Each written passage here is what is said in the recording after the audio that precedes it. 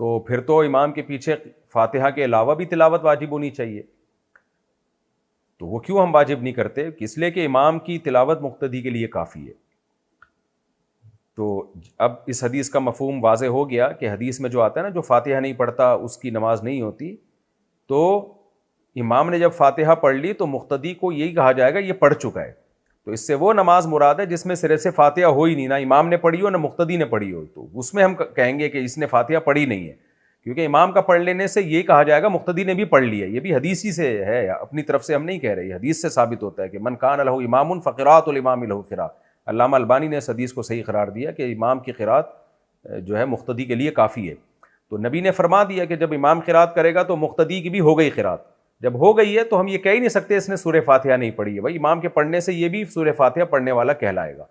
تو یہ پوری حدیث صحیح مسلم کی جو ہے یہ یاد رکھیں کہ نبی نے فرمایا کہ جو فاتحہ نہیں پڑھتا اور آگے تلاوت نہیں کرتا اس کی نماز نہیں ہوتی. تو جو جواب اس حدیث کا ہے وہی دوسری حدیث کا بھی جواب ہے. پھر بھی ہم اعتدال کے قائل ہیں اختلافی مسائل میں. اتنی ڈیٹیل تو میں نے اس لیے بیان کر دی کہ لوگ اس میں بڑا طنز کرتے ہیں کہ یہ لوگ حدیث کو نہیں مانتے. بھائی حدیث آیات اور احادیث کو ملا کے دیکھیں گے تو یہی موقف آپ کو زیادہ مضبوط معلوم ہوگا. باقی اختلافی مسئلہ ہے، اختلافی مسئلے میں شدت جائز نہیں ہے.